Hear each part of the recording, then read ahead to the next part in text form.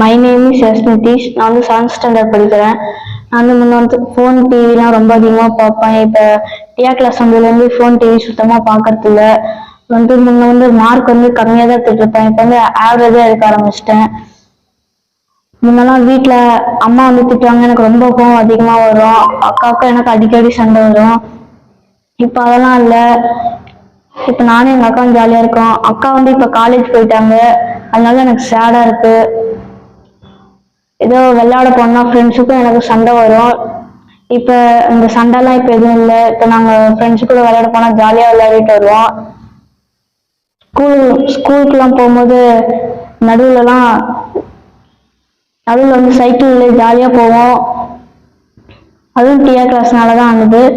முன்னாள் சைக்கிளில் போகிறதுக்குலாம் ரொம்ப பயப்படுவேன். இப்போ வந்து பயப்படுத்தல. தேங்க்யூ டியா.